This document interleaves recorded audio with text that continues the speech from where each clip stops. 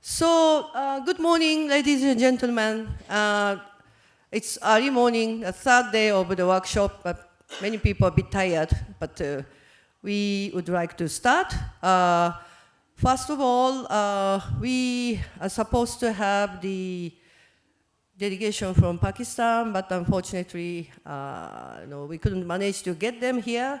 So some of them are participating in online, and I appreciate. Thank you very much. It's a very early morning, 6 a.m. Pakistan time. We have a 3 hours time difference. But Dr. Ghulam Muhammad Ali, Chairman, Pakistan Agriculture Research Council, and then the Dr. Imtiaz, the crop scientist, Pakistan Agriculture Research Council. Thank you very much for your participation. It's very, very early morning. We really apologize, but thank you very much. Thank you. And then hopefully Dr. Iqlal from University of Agriculture, Faisalabad may join later. So anyhow, so we would like to start. Now, today we would like to discuss about accelerating climate smart seed development through Seeds Without Borders regional collaboration. So the Seed Without Borders, maybe you know, some of you may not know much, but this is the very innovative the activity initiated by IRI, International Rice Research Institute, and now supported by CGIAR, all the research institute. So I, Noriko Sato, today's moderator, I have been working for Pakistan, mainly preparing the new investment projects. So during those activities, me and my team has realized that to meet the rapid climate change impact, so the seed development is very, very important, particularly in Pakistan. It's a big agriculture-based country. So, for example, heat tolerant and then the short duration, those seed development is very urgently needed. However, only one country's effort may not be sufficient. So in this context, so Pakistan, has a neighboring country with a similar climate condition, and then the agriculture nature-based condition. So why these countries get together more closely, and then the challenge to meet this imagined urgent requirement of the good seed development. So that was the background behind of this session. So for that, first we would like to invite Dr. Johnson Singh, the Regional Director for Asia, IRI, to explain to us and then guide us what is the Seed Without Borders regional collaboration and how this collaboration can help this regional country, particularly the Pakistan, for the seed development. So Dr. Johnson, thank you very much.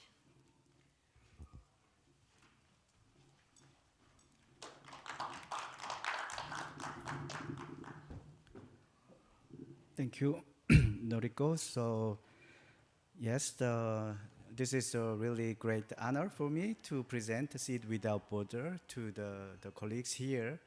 And then the Seed Without Borders, so you can recognize there are borders for seed, definitely.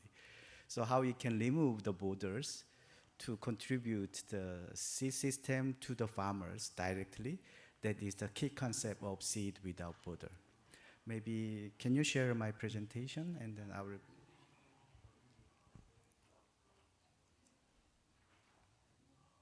No? Yeah, it's coming now. Yeah.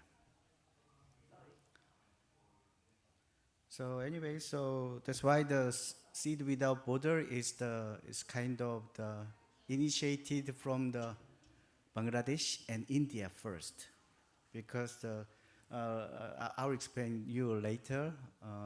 but this is a kind of things. It's a kind of interesting observation. Some of the Bangladesh rice varieties are working well in India.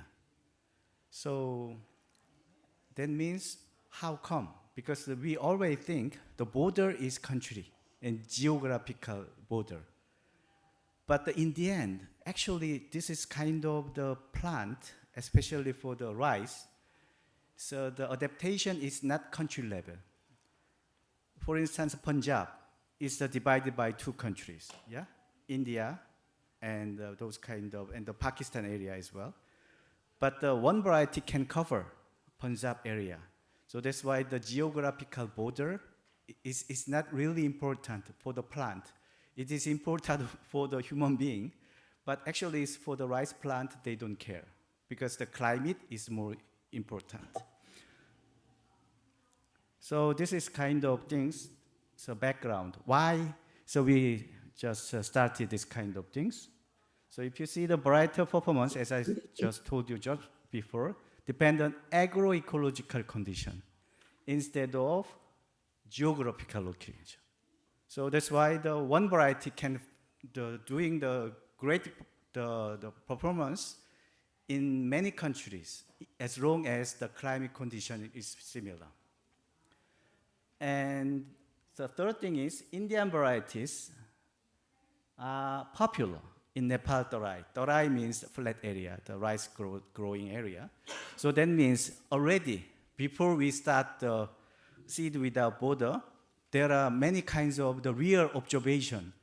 Some of varieties are working well in this area and that country, but one single variety can do the production in 3 or 4 countries, even similar ecological the condition in Africa as well. So those kind of things is a great observation.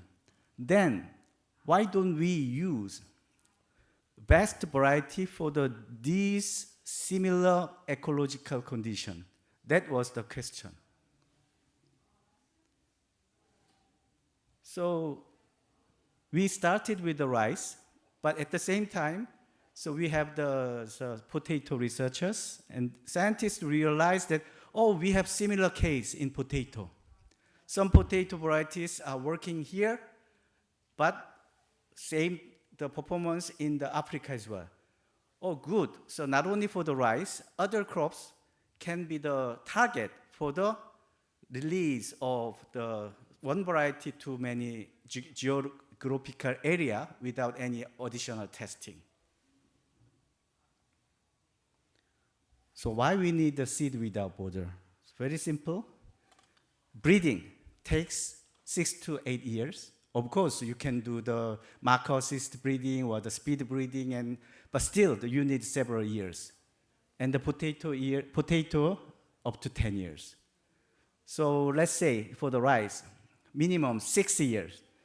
And the evaluation release test, you need 3 to 4 years. Okay, let's say 4 years.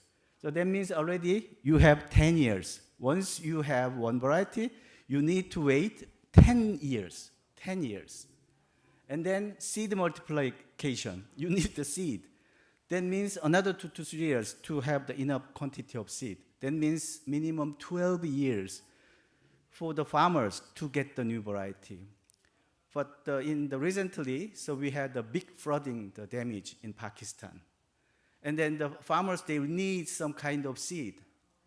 And then if they have some kind of new variety, so about the submergence tolerant and other kinds of things, they have to wait 10 to 12 years to get the new variety.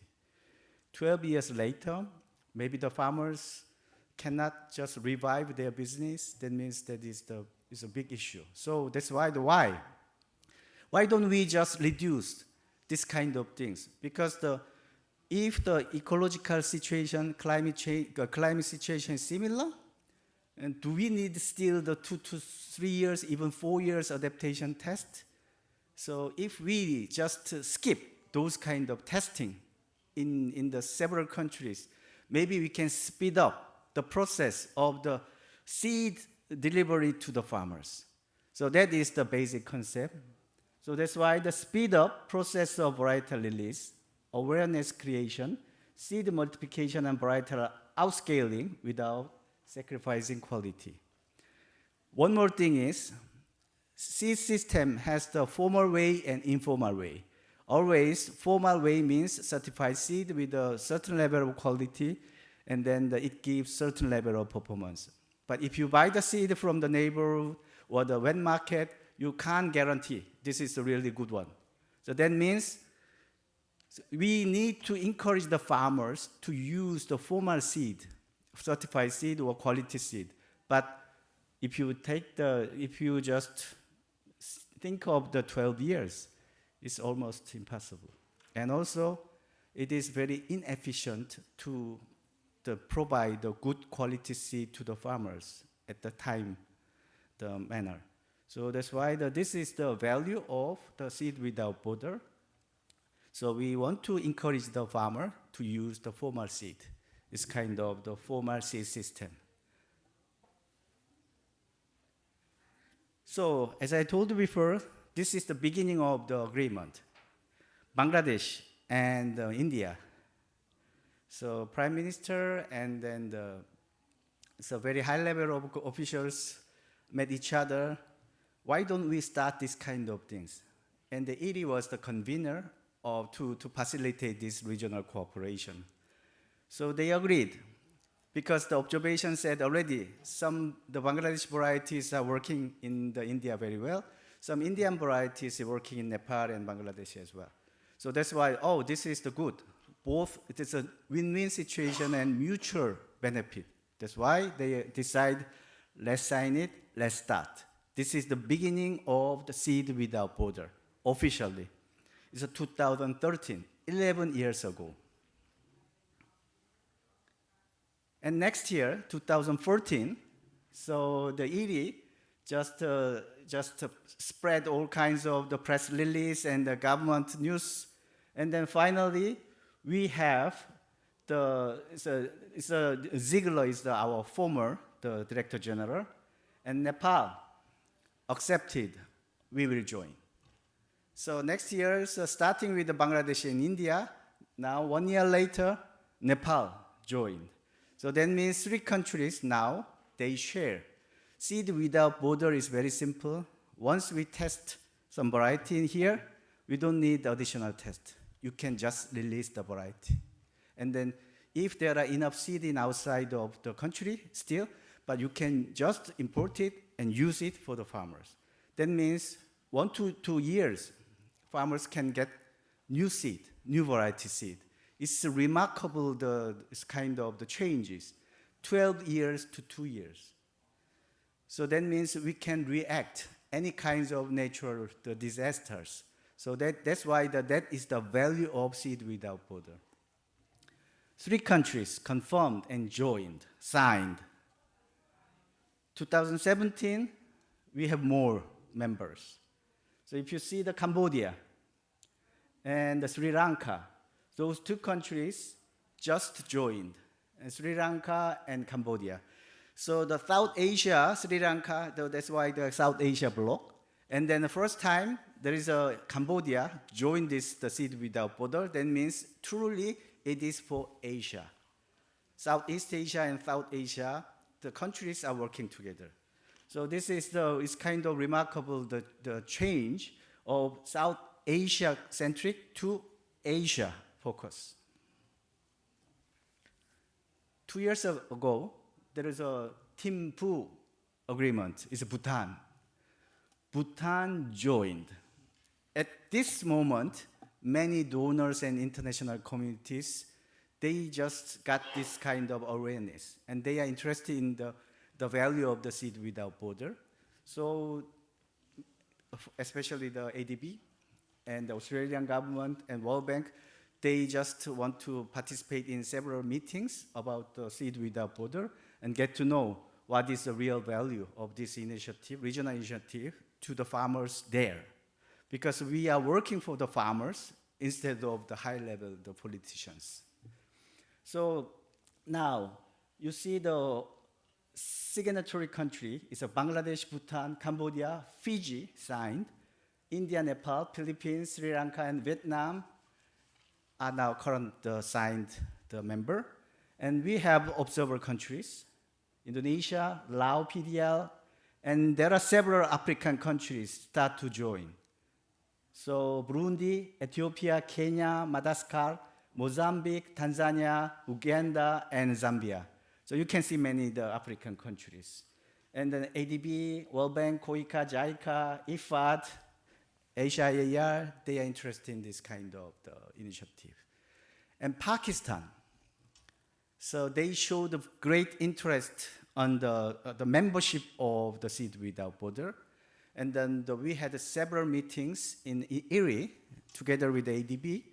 And so that's why the Seed Without Borders, from the Erie side, we agreed, internally agreed, so we are welcome Pakistan as a member. But still, we need to get the signatory, the approval from the other member countries.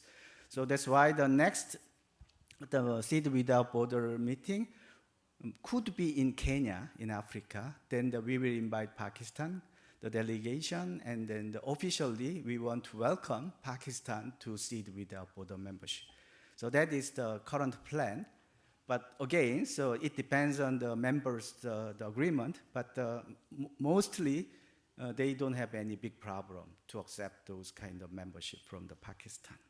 So now, the Pakistan government sent us the simple letter. We are very much interested in the became a member of the Seed Without Border, and also they will give us the official letter, and we will share those official letter to the member countries for the agreement. So that is current situation. So what is next step for the Seed Without Border?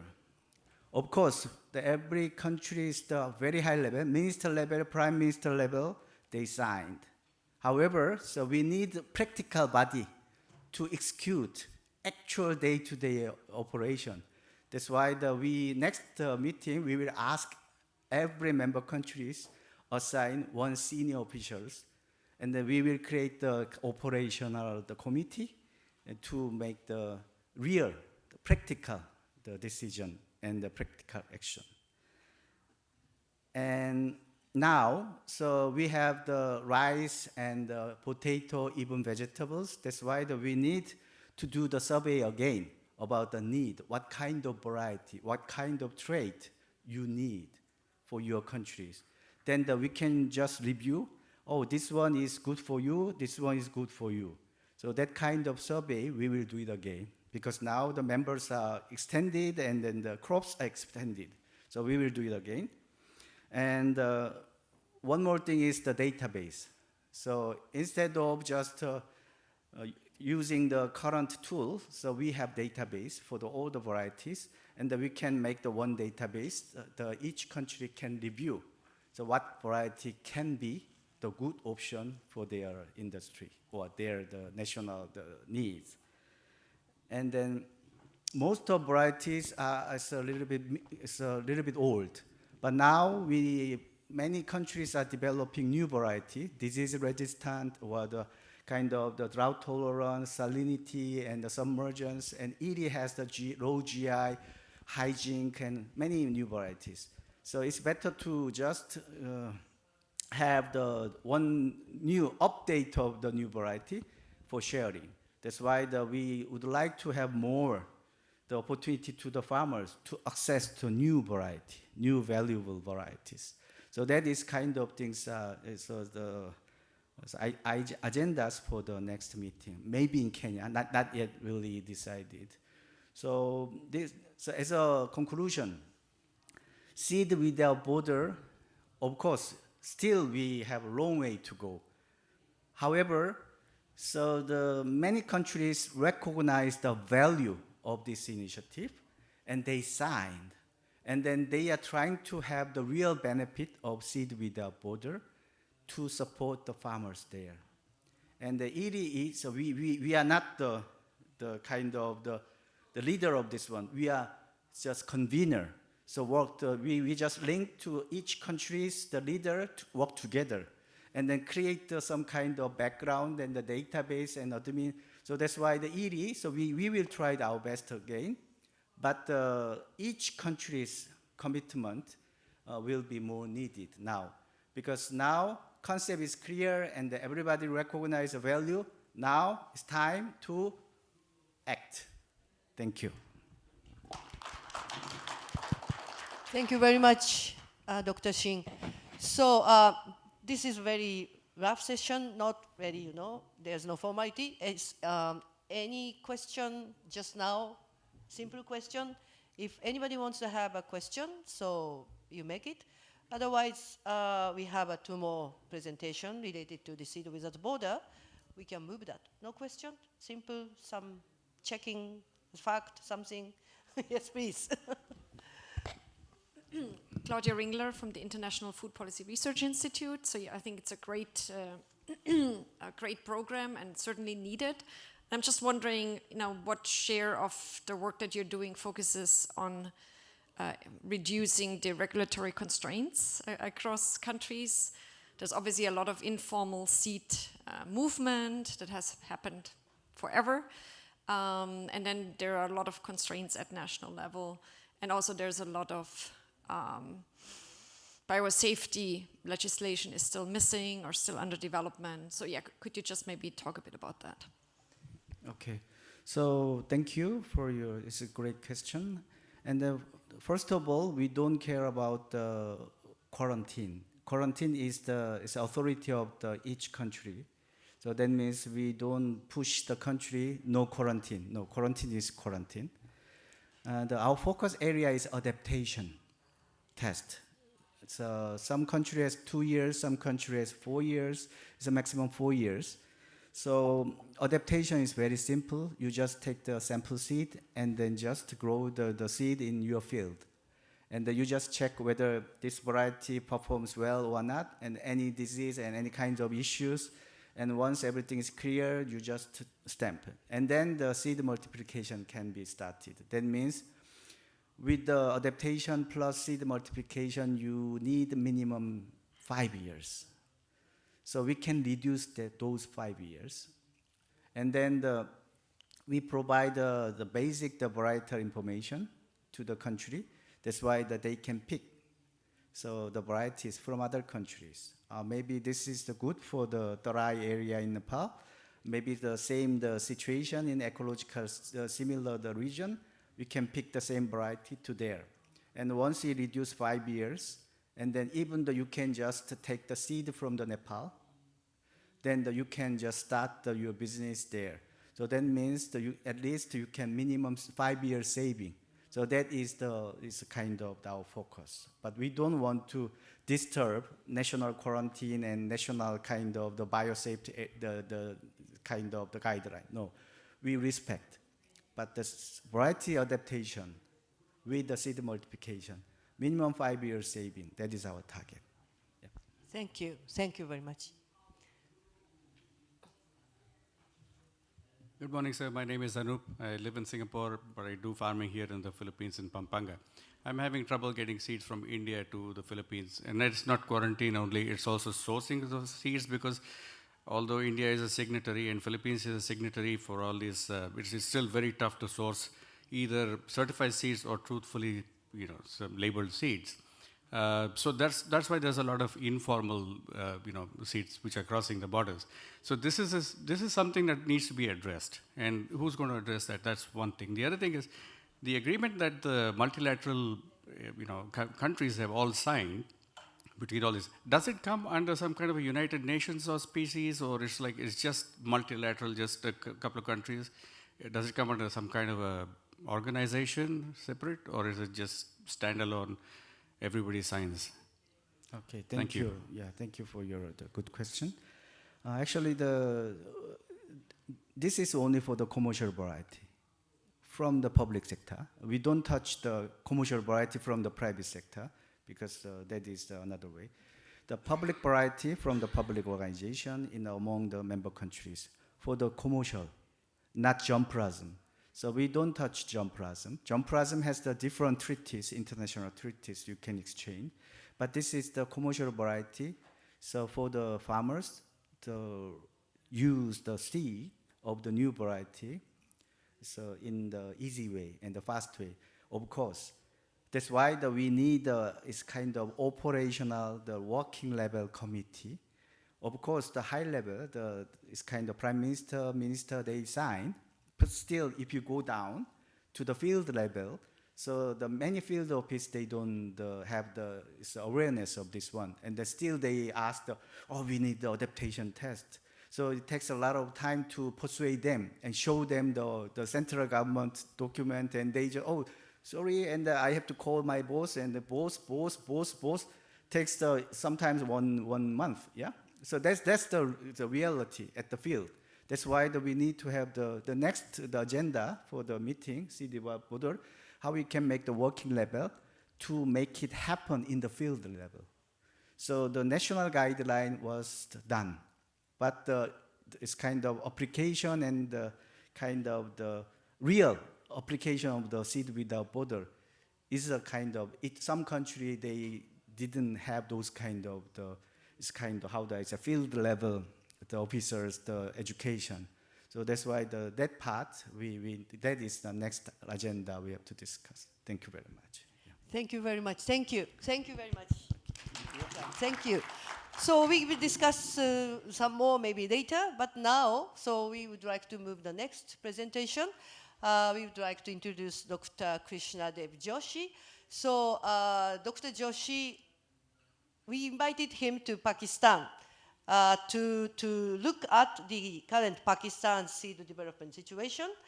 And Dr. Joshi is an ex-ED scientist, and then I am as a project team leader for Pakistan's project. So I really wanted to bring this innovative regional collaboration to Pakistan. So based on his recent visit to Pakistan, Dr. Joshi will tell us what is the situation in Pakistan and how this system can help the Pakistan. So Dr. Joshi, please, thank you, your presentation. So my team, next presentation, please. Thank you, Noriko, and very distinguished participants in this room. It's a great pleasure for me to share, the role of CGIAR centers and Seed Without Border, how it can strengthen the varietal portfolio of any country in the region. So I think it is, very clear to all of us that climate change adaptation is very much dependent on, use of very recently bred crop varieties, those varieties which are bred in current climate, and using the current agricultural practices. So that's the bottom line of making our cropping systems climate resilient. And my presentation has been made very, very, easy by Dr. Jongso Shin. The other key message that we would like to share with you is delivering new genetic gains very quickly to farmers is the key. So this is where Seed Without Border also comes in. The conventional breeding takes long for breeding new varieties. It also takes long time for testing varieties and also bulking seed before the seeds can be taken to farmers. So that means farmers are not actually benefiting from the recent advances made by plant breeding. Therefore, these are the key things that we want to focus. So how can we protect farmers, particularly smallholder farmers, from climate crisis? Is give them the option, the choice of new varieties, so that they can replace old and obsolete varieties and benefit from new genetic gains. New genetic gains would mean not only yield increase, but a combination of all the desirable traits, multi-stress tolerance, nutritional qualities, and you know, um, that fit into the cropping system. So how Pakistan can benefit from this type of new innovations is Pakistan needs to be connected with the, the major seed-based, crop-based centers who are breeding new elite varieties every year. Every year, hundreds of new new lines are sent around the world to be tested in multi-environmental locations. So this is where Pakistan should be collaborating. Because we know, things are not as usual. And the major challenge that our farmers are facing is due to high temperature rise, erratic rainfall, the drought, flooding, and also emergence of new pests and diseases. And for all of these, the plant breeding, we can call it adaptation breeding. Breeding varieties to adapt to changing conditions is the key. So CGIAR centers are the largest publicly funded organizations that have, the capacity, the caliber, and strength, which are equipped with international scientists, researchers, advanced labs, and they can produce varieties which will be, fighting with the climate, adversaries. So we know that from the research, there have been several studies by Schmidt, Iri, IFRI, that the use of CGIR germplasm is the key source of developing new varieties in most of the developing countries. Many of the developing countries release the CGIR germplasm as commercial variety. So with some advancement in their research system, they use those varieties as parents and develop their own varieties, but majority of them are still dependent on CGIR bred varieties. So when we say CGIR centers, there are 11 centers within CG out of 15 which are crop-based, and these are the legal custodian of the largest collection of crop genetic resources.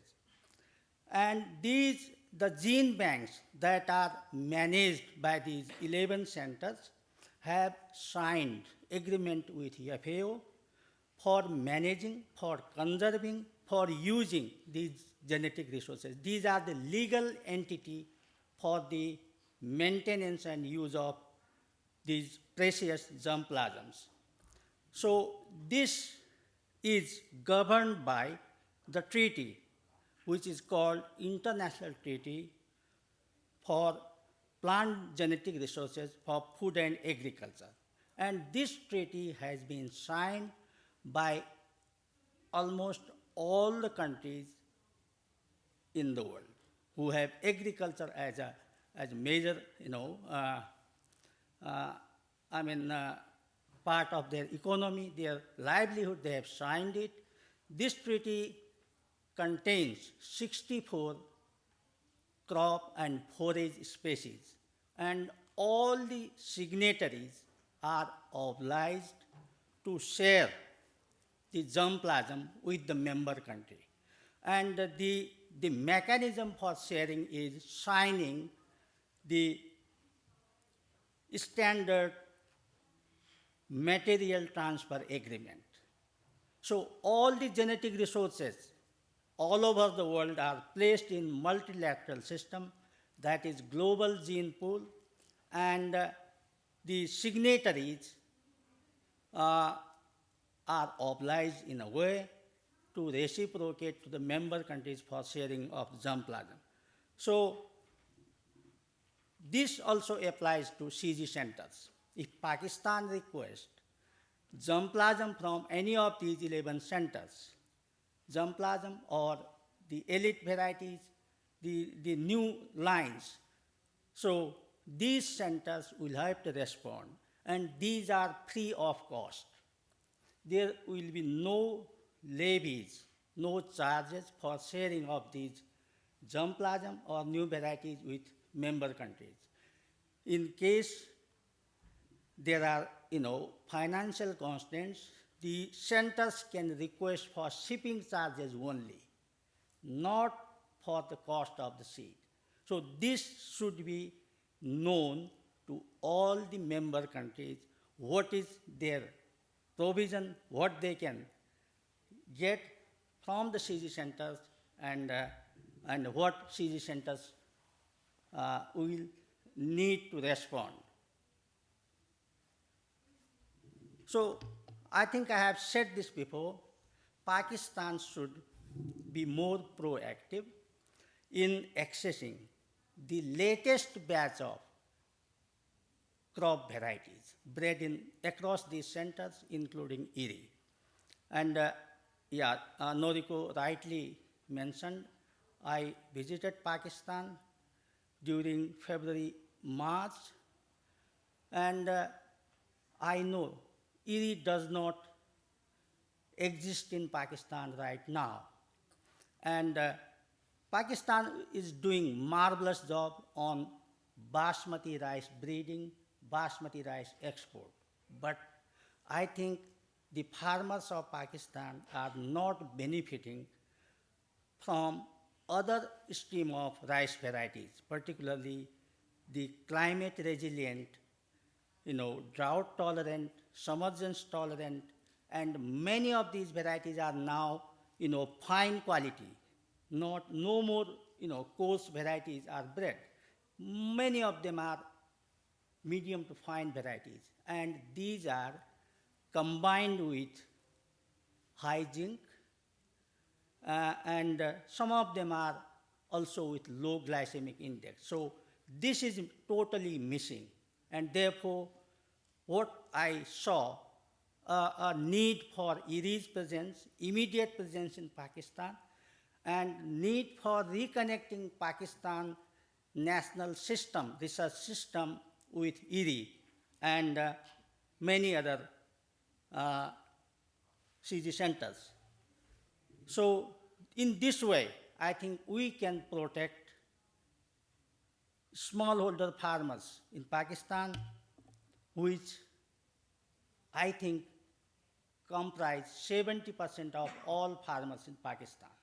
So that's the largest group of farmers who are smallholders, and they do not have access to new varieties, new knowledge, new technologies.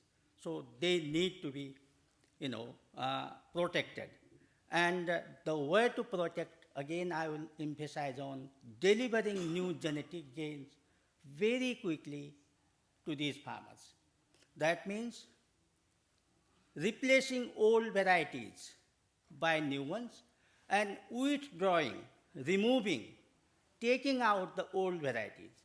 So the seed regulatory system, FSCRD, that's what we call there, FSCRD should be, more open, flexible, liberal in withdrawing old and obsolete varieties. So in that way, I think we can make Pakistani production system more resilient and pro-smallholder farmers. And connected to this is a robust seed system, a seed system which is responsive to smallholder farmers. So the seed system, which is now mostly within the periphery of the public corporations or seed companies, is probably not serving the best. So we need more decentralized, community-based seed production where smallholder farmers will have the major say. They can be supported. There are standard, very, very proven approaches to that, and this can be, scaled up in Pakistan. So I think Seed Without Border, the beauty of this approach is delivering new genetic gains without a delay, and also saving on cost, saving on time. So we don't have to repeat same thing. If the researchers in Bangladesh and India have done enough rigorous scientific research on evaluating rice varieties for a certain agroecology, for drought or for submergence, Nepal does not have to spend the time and effort on the same set of varieties. Nepal can access those varieties from the next door neighbors. So that's the beauty. And I will not spend more time because this has already been dealt in great detail by Jongso. And the progress, there have been really remarkable progress, with no extra effort, with no extra investment. So India notified 10 rice varieties. You can think of India, which has probably the largest number of agricultural universities and largest number of plant breeders.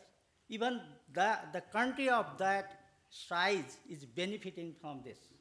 So this is, this is the beginning, and this has no limit, with more understanding, and understanding about the concept and also understanding between the nations. I think this approach can become really very, very supportive approach to accessing germplasm from CGIAR centers. Thank you very much. Thank you so much, Dr. Joshi. So again, any small, just question if you have anything. It's very interesting. I mean, so they discuss about Pakistan, but this is applicable to other countries. They are data not really kind of they have a similar situation as Pakistan has now. So the Seed Without Border can benefit those countries also. This is what we are thinking in this session. Okay, so then thank you very much, Dr. Joshi. Maybe later, so we will discuss some more detail. So now we would like to invite the chairman, Pakistan Agriculture Research Council, Dr. Ghulam Muhammad Ali.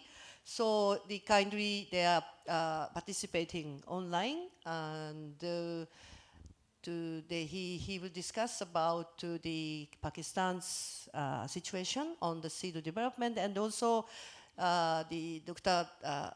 Ghulam Muhammad Ali, Chairman PLC, is a key person in Pakistan side to consider and then give a direction to us how Pakistan will be a part of this system. And Dr. Ghulam Ali, thank you very much. Good morning. Thank you very much. Very early morning. Please start your presentation. Yes, good morning. And I'm really thankful to the organizers to arrange this meeting, very important meeting, and especially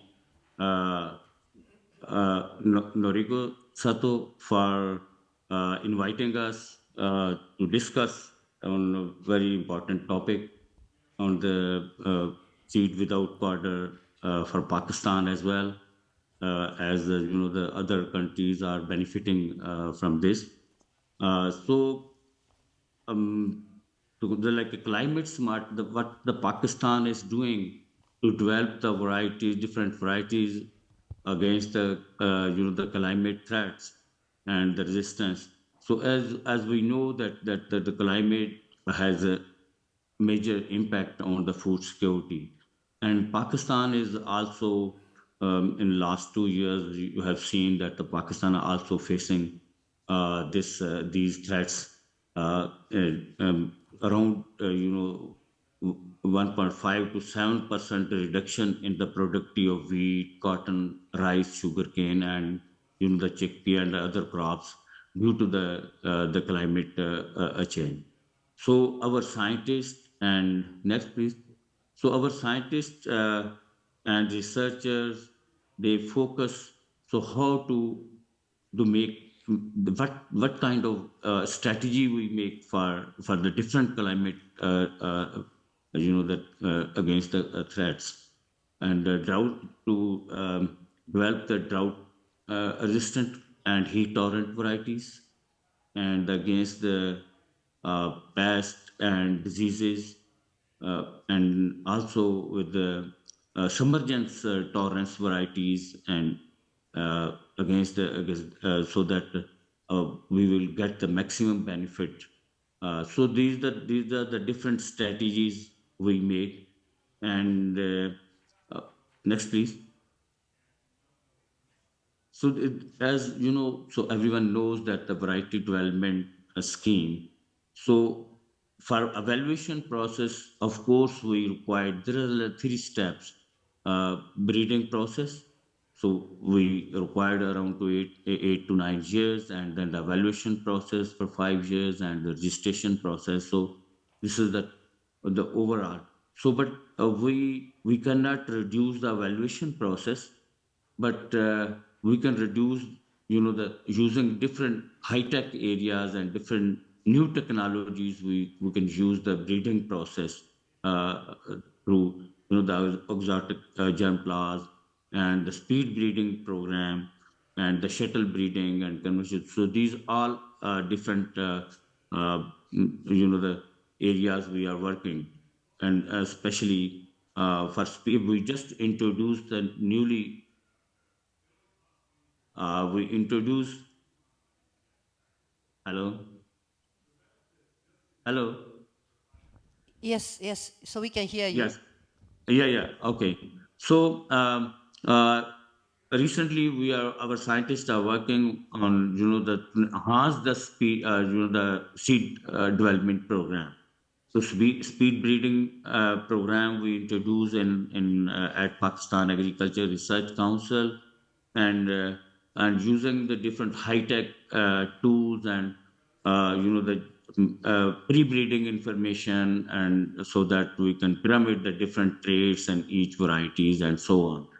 So Pakistan, especially for wheat, around the 9 million hectare we are growing wheat, and so 28 million tons we are producing wheat in Pakistan, and rice also like 3 million hectare we are growing on, and the last year around 11 million ton rice we produce.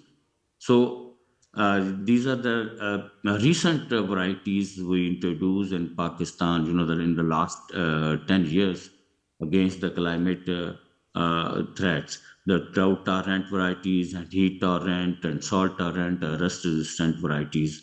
We are continuous making effort against climate, the climate resilient varieties we are producing. And similarly, the rice. Then next, please. So in the rice also for heat tolerant, submergence tolerance, and salinity tolerance and drought tolerant varieties, we develop. We are working, although we are working on the fine rice, but similarly these are the different coarse varieties to enhance the yield, and climate resilient and disease resistant varieties we are working through. So recently, 4 5 varieties are we introduced heat tolerant, salt tolerant, and disease resistant varieties in Pakistan for especially for rice. Next, please. So these are the actually opportunity, as I discussed already, that the new tools and in high tech areas we can use these different tools for rebreeding information, to getting the molecular data, and this for different genes and genome editing and genomic selection and data automatic phenotyping. So these technologies we are using in Pakistan just to enhance the varietal development program in Pakistan. So this is like a different opportunities we can say like a pre-breeding information we pass on to the breeders, and the few institutes are working on this. Next. So this is also, the novel breeding technologies we are using to just to reduce the like a genome-wide association study, genotyping, sequencing, and so that we can have like a pre-breeding information to pyramid the different traits in each line, disease resistant and drought tolerant and salt tolerant and heat tolerant. So this is the strategies we are using in Pakistan just to reduce the duration of the variety development. Next. So the National Breeding Program in Pakistan Agriculture Research Council, as I said, that's around 10,000 different accessions. We have gene bank here, and around 10,000 different accessions we share with the provincial system and international institutions as well, which we are, and also the varieties we share with the provincial system and so on, and we work together and for capacity building and speed breeding and using the molecular techniques and the pre-breeding information. We have good linkages and coordination with the provincial institutions and also with the universities. Next, please. So there, it's a very important, the topic with the today's meeting, and I'm really thankful to Noriko and this Asian Development Bank as well, so that they arrange this meeting especially for Pakistan for this session, so that we can get the maximum, our farmer can get the maximum benefit for using this seed without water. So this is the benefits our farmer can get the maximum benefit. We have Bangladesh, Nepal, Pakistan, India. We have the similar ecological condition, climatic conditions. So when one country has made all these, evaluation process and breeding. So then there is no need to do, again, spend the maximum time for evaluation. I think just as such we can introduce our varieties in between the countries. So because to get the maximum benefit to the farmers. So we are really thankful, and we are ready to and we discussed with our our system in Pakistan, the stakeholder policymakers, so that we can get this benefit as well from seed without border. But next, please. But in Pakistan perspective, as you know, that we have seed policy and seed act in 15, plant breeder rights in 18, and geographical indicators as well. So then the regional level evaluation and release system. So these we need to the amend little bit in our seed act, and to discuss with all stakeholders, and in need to make the changes in plant breeder rights rules as well, so that as such we can get the maximum benefit from this seed without border. So hopefully all our stakeholders and policymakers are agreed, and as we discussed with the several times about the the sharing the material and sharing the varieties uh, for the farmers and for the agriculture in the agriculture sector. So hopefully we will be able to participate and sign the agreement in near future for on the on this forum. Next. So thank you very much for organizer and Asian Development Bank and Dr. Noriko. So if you have any questions, so Thank you. I will. Thank you very much. Thank you, Dr. Graham. Thank you. Thank you.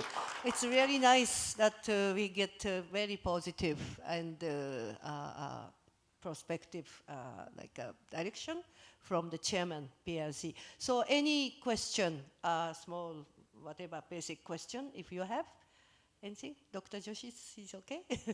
Thank you.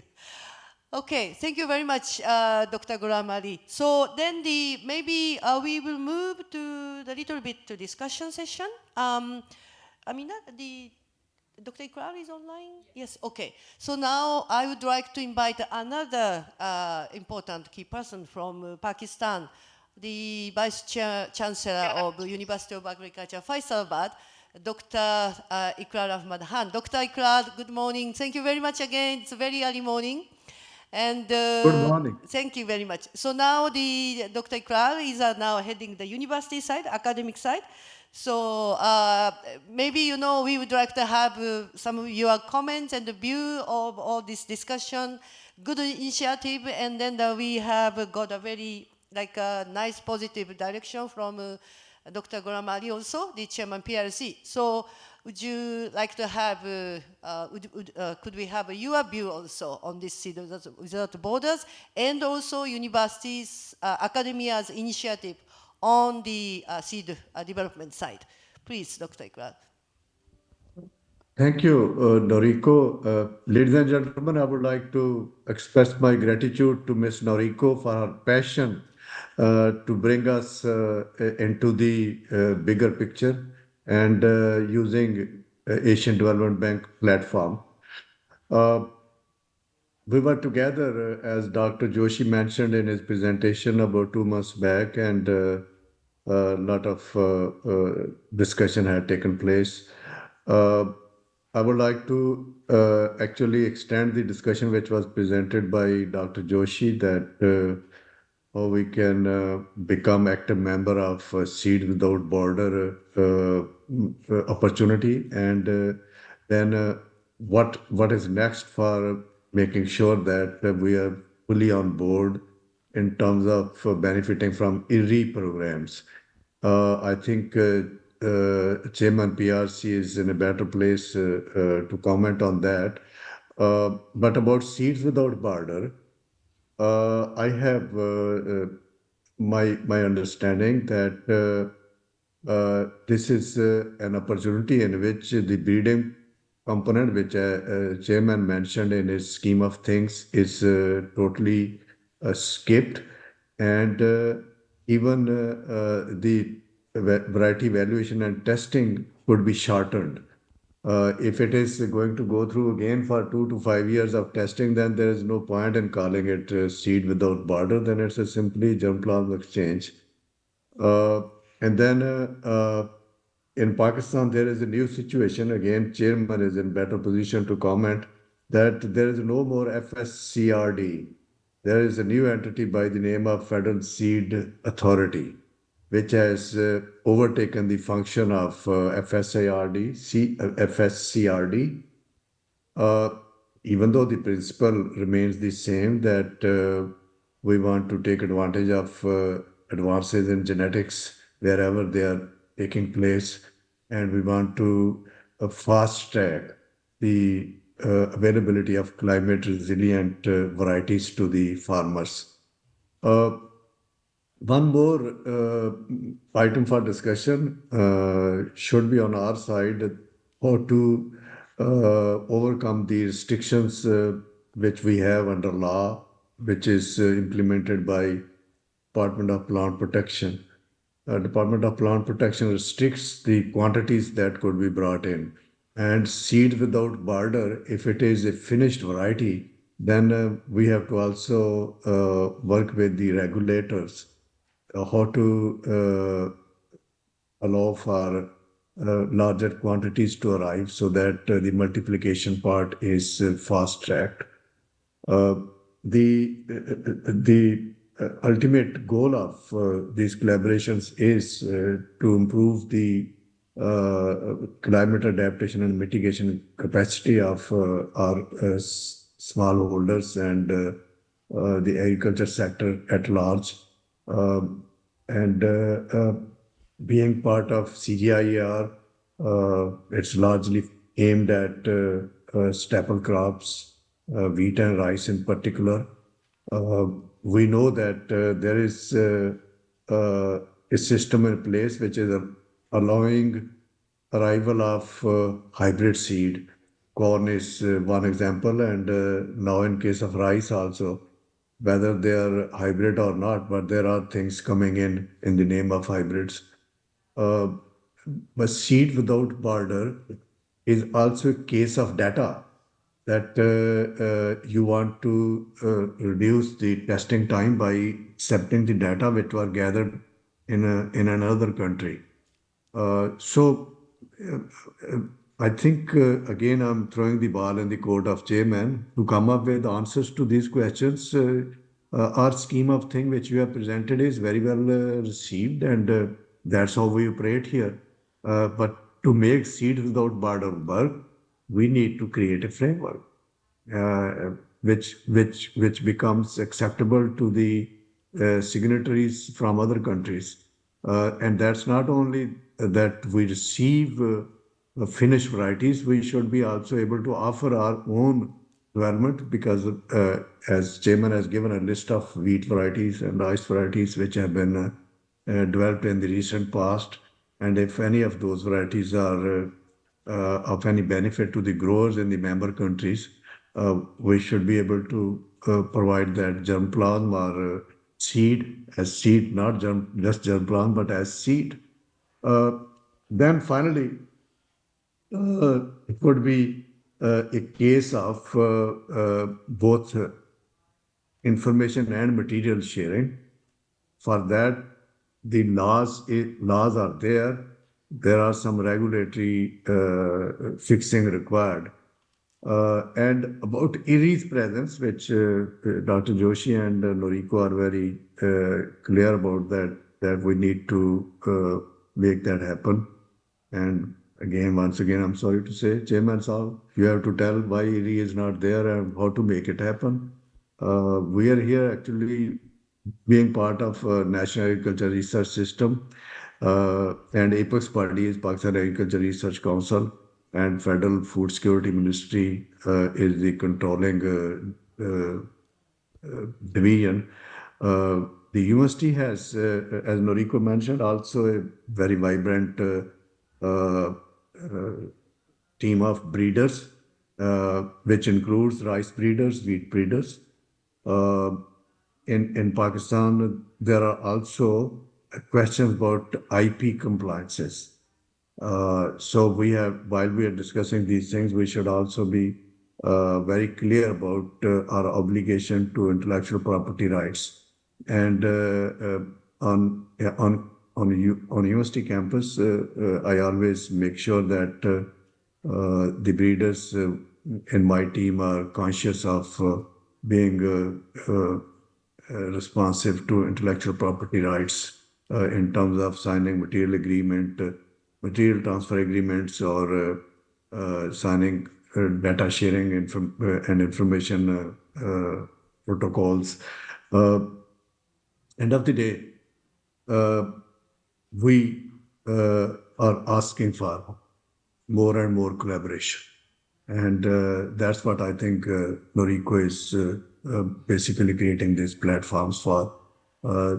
We within the system of National Agriculture Research System are fully supportive of any international collaboration and assistance that we may be able to provide.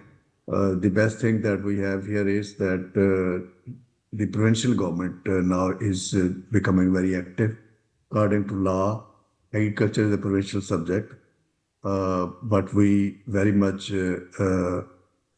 benefit from the federal initiatives. But the provincial government's focus on agriculture is in the form of a lot of commitments.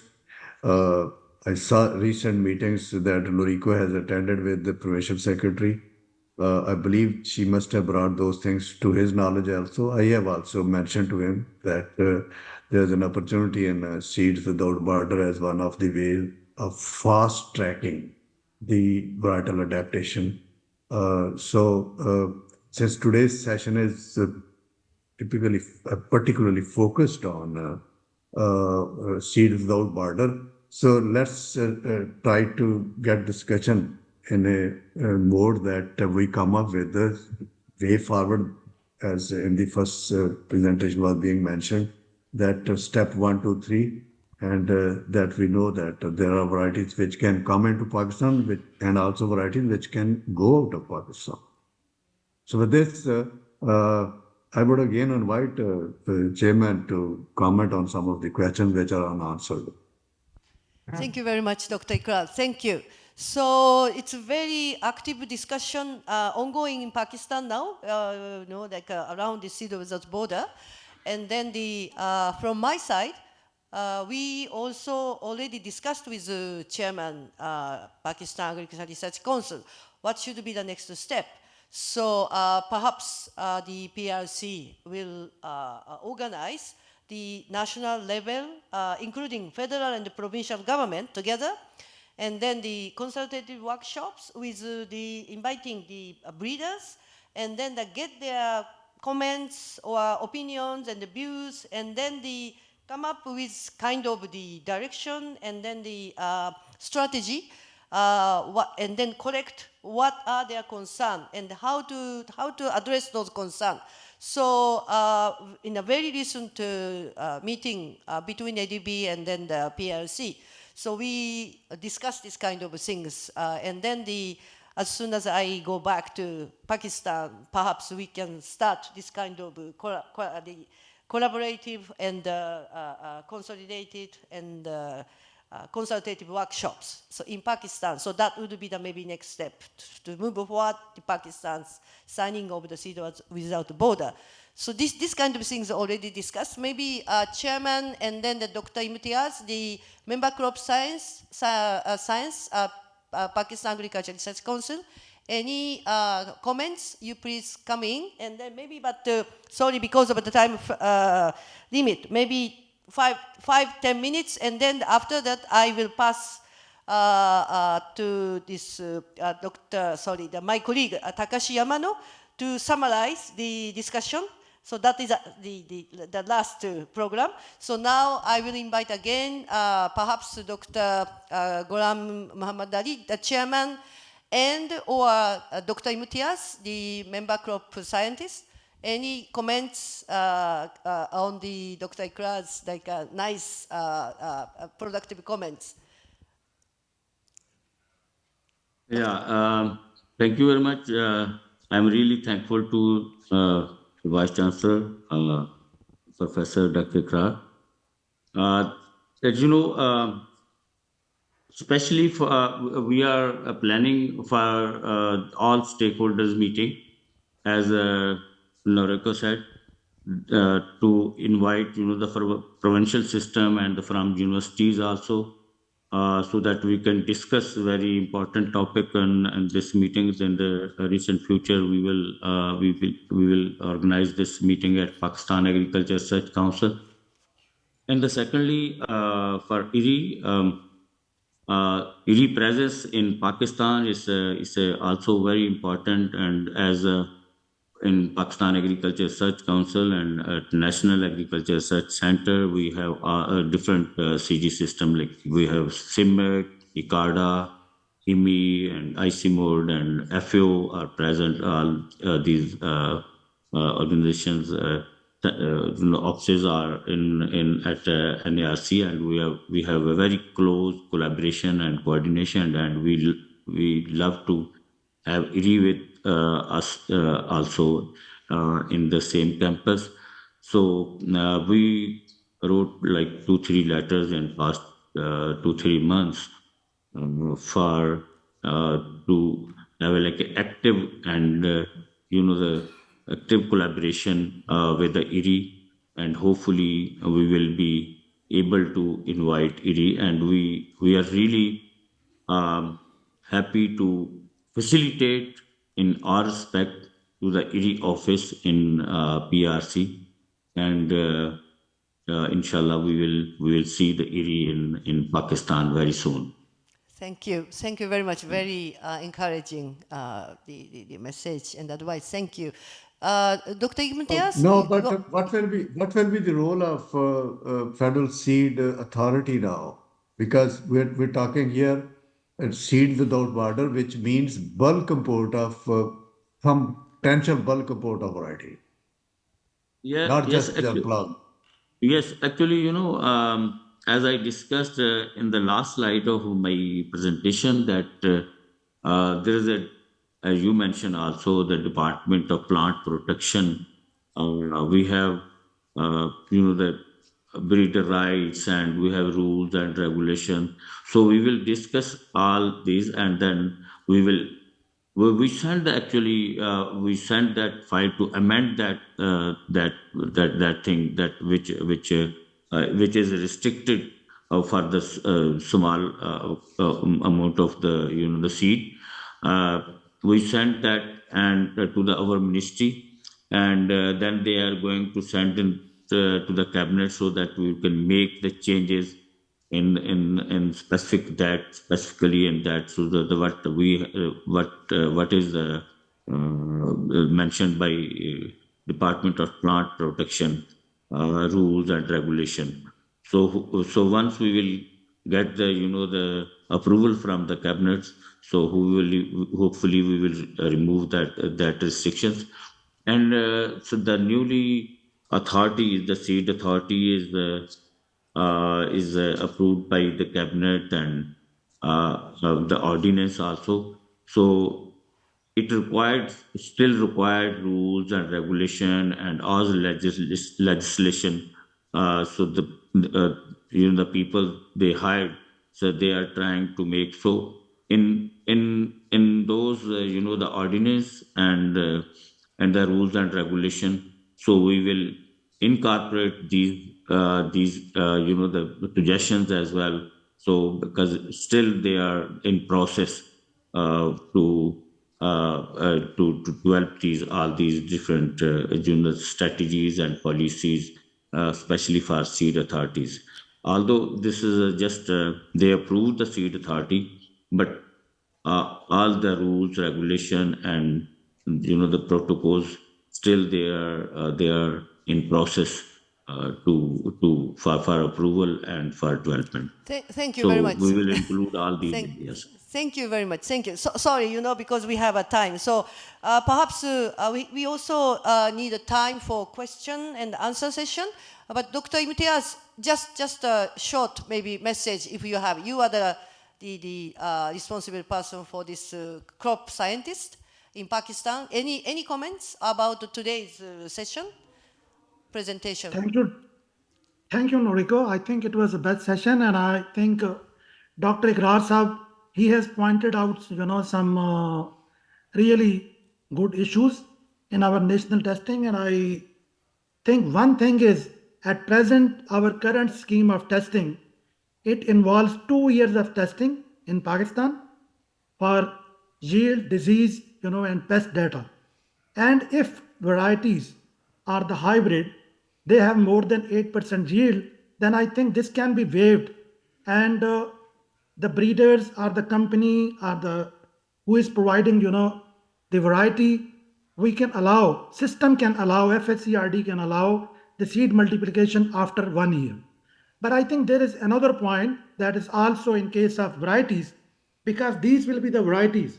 So in case of varieties, varieties have to be registered under Provincial Seed Council. And now we are talking about seed without borders out of the country.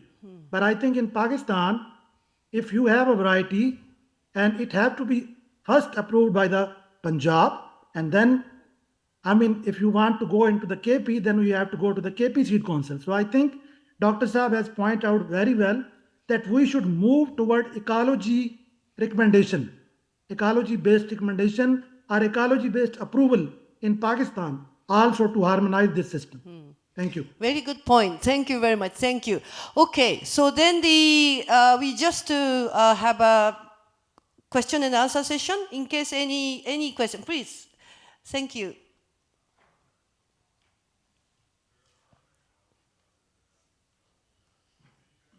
Let me introduce myself. I'm Kosturi Mukhopadhyay. I'm an independent consultant. I was the lead researcher for the SARC Seed Bank case study. So I missed the first presentation about Seed Without Borders, and I would like to know a little more about it. But some of the things that are coming to my mind regarding my experience with our Indian case study is that we need a very strong regulatory system in a proprietary world, because our Indian experience of BT cotton had seen more than 4 million farmers suicide.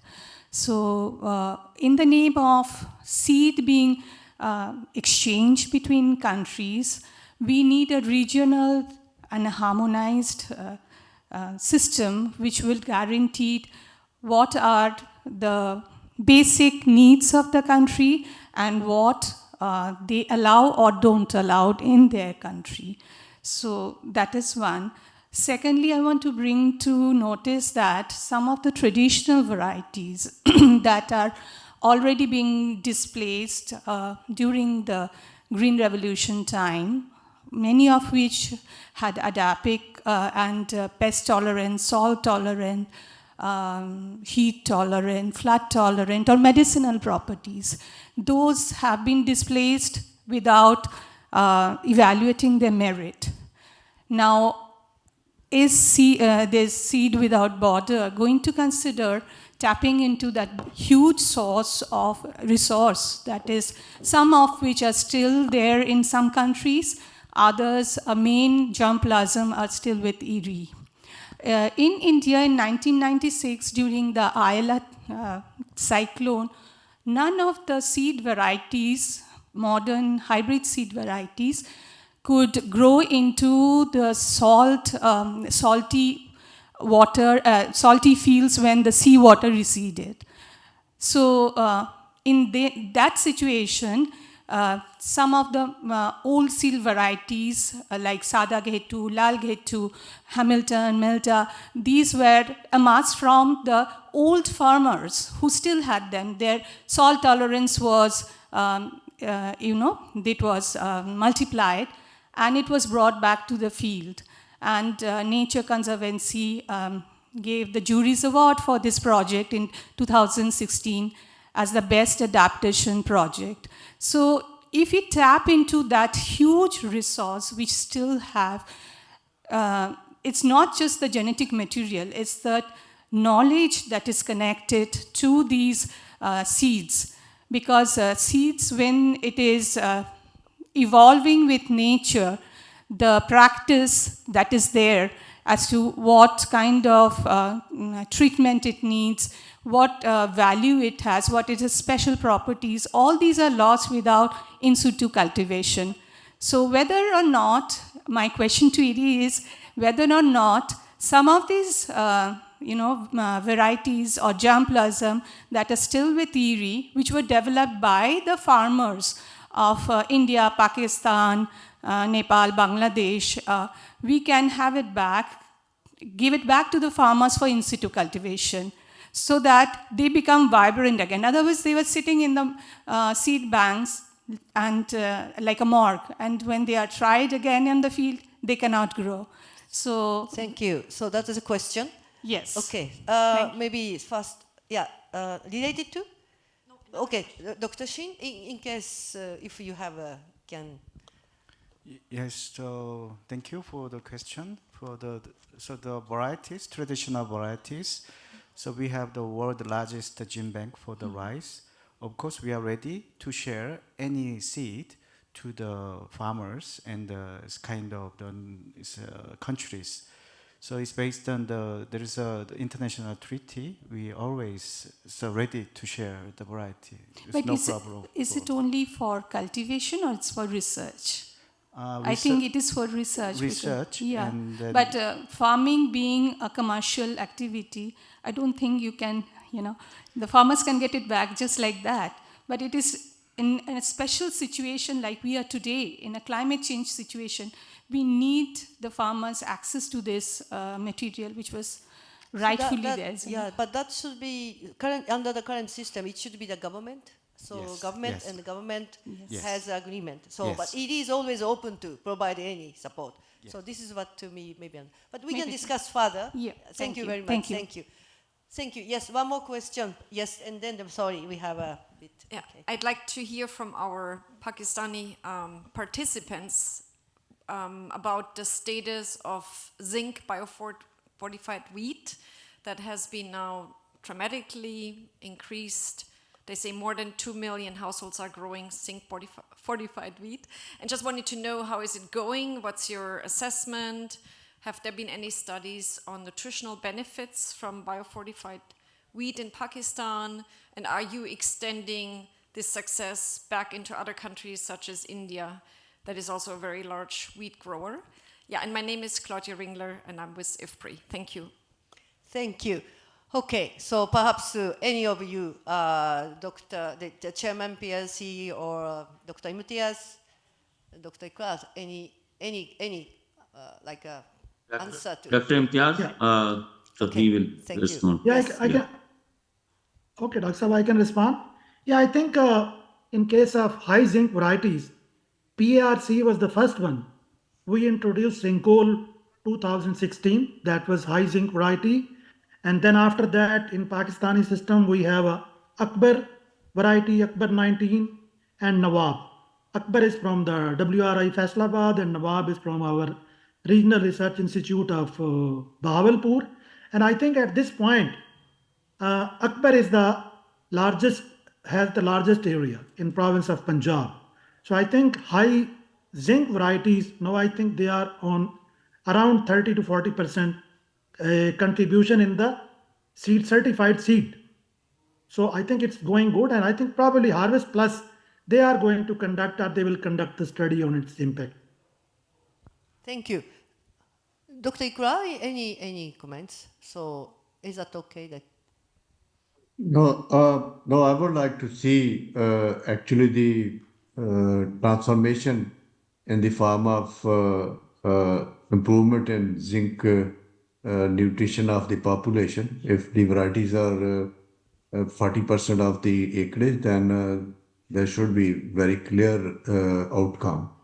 I'm aware one of our breeder has a nursery, a large collection of high zinc germplant from Simit, and they are currently evaluating that. But this is an important breeder's objective of our grain production in the country, because zinc deficiency is rampant. And we need to address that. It's a very important area of engagement for us, that our staple is zinc sufficient. Thank you so much. Thank you. Yes, please, one more question. Thank you.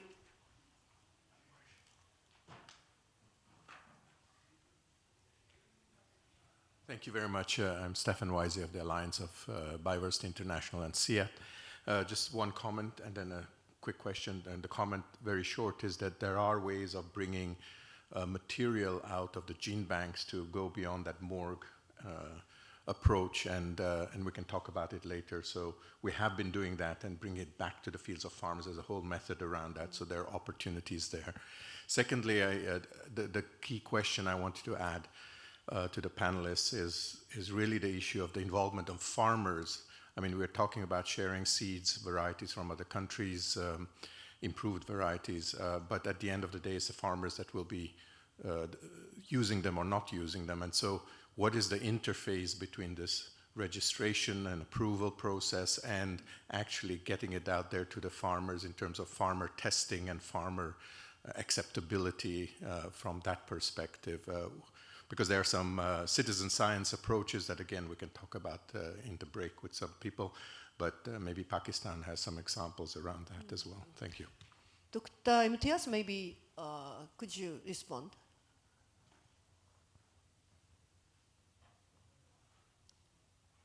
I think in Pakistan, in current evaluation system, so it is the national partners who are evaluating. I think farmers are not involved, at that point, and the advanced lines or the potential varieties, these are not shared with the farmer before its registration or approval.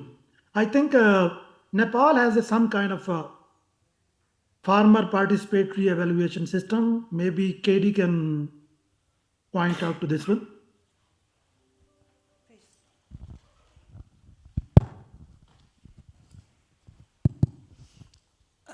I think, the farmer participatory evaluation of germplasm, not just for the agronomic performance, but, its post-harvest qualities, eating quality, market, values, nutritional qualities.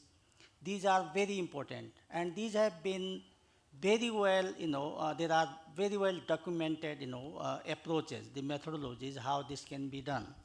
So I think, in the system like ours in South Asia, where most of the production is for home consumption, I think the varietal evaluation, agronomic evaluation should be, highly, integrated with post-harvest qualities, so that there is no lapse in adoption.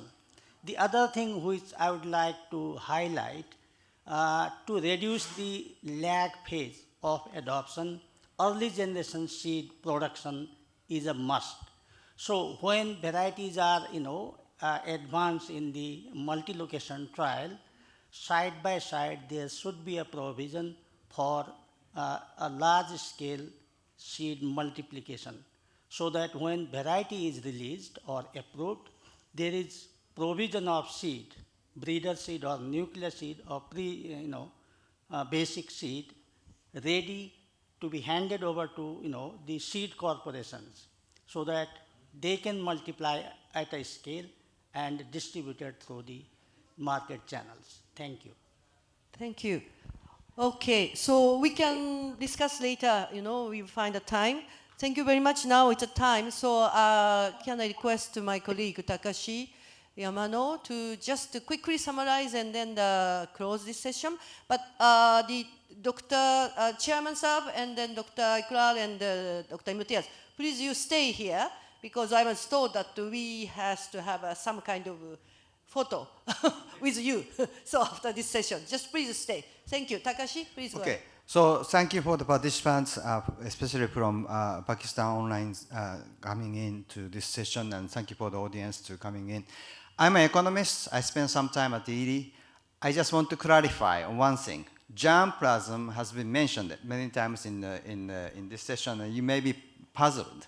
The difference between germplasm and varieties and so on. So it's the same thing. It's about rice seed, but the rice seed under the development, experiment, and the research centers, the scientists refer them to germplasm. After they develop a good seed and isolate it, and then multiply and with stable characteristics, they name it, and then when they name it, they call it variety, and they release it in the system. Germplasm is public goods, easily shared, as Dr. Josh mentioned it, among the scientists, and this is public goods. Once it becomes variety, it's no longer public goods. It has restricted public goods. Countries have the regulation system, and it's not easy to share. And then Seed Without Border is an agreement to break the regulations and barriers. However, Seed Without Border is an option for a member country. It's not mandatory. So that if the member country and scientists are not comfortable of releasing it to the farmers, they can conduct more research. So there are concerns about sharing the varieties, seed, but scientists and regulations, they can stop the release of the varieties and conduct any further examinations if necessary. If they are comfortable and then releasing it, they have option to do it. So this is an option. The agreement has been signed by many countries, I believe 9 countries now, and then Pakistan and other countries are interested in joining. However, this agreement is still at a higher level, and number of varieties which have been released through Seed Without Border is very small still. Rice and potatoes, some varieties. For the scaling up, or using more this agreement, we need capacity buildings at the scientist level, breeder level, and also the regulator level. And so I think that's the area we should spend and invest in. That would be the next stage. That's the end of my summary. I hope I did a reasonable job. Thank you very much. Thank you, Takashi. Thank you. And thank you very much once again, Iri, Dr. Shin. Thank you so much. It's a nice presentation, and Dr. Joshi. And then all the from Pakistan, it's a very early morning, but they are the key persons in Pakistan for the seed development. So the big clap to the audience, the panelists. Thank you very much. Thank you.